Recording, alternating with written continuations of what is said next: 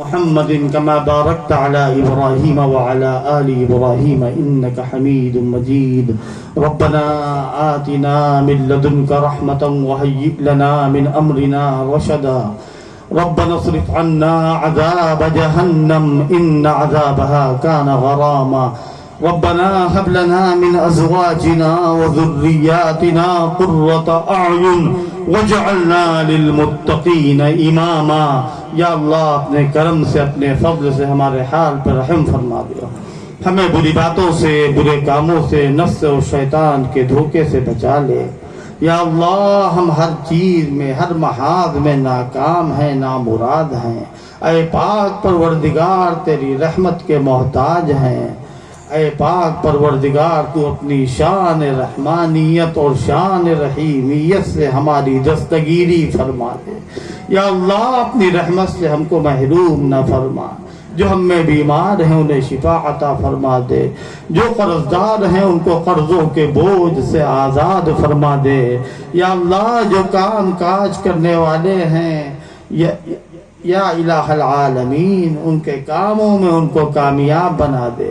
یا اللہ جو لوگ علم دین کے حصول میں اپنا وقت لگائے ہوئے ہیں ان کو علم دین کی صحیح سمجھ عطا فرما دے. قرآن اور حدیث سے صحیح طور پر وابستگی نصیب فرما دے.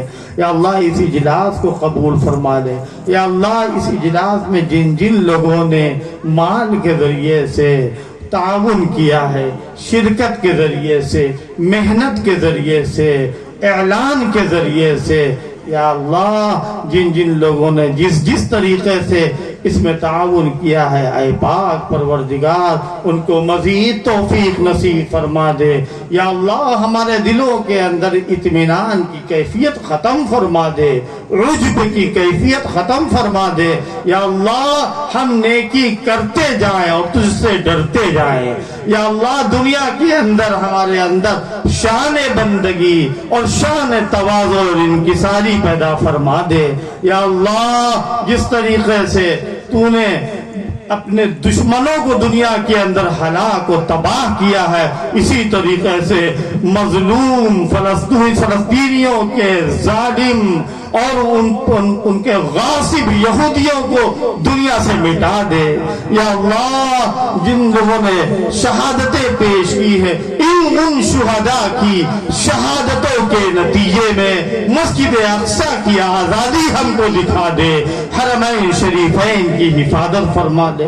یا اللہ پوری امت مسلمہ پر اپنا رحم فرما دے.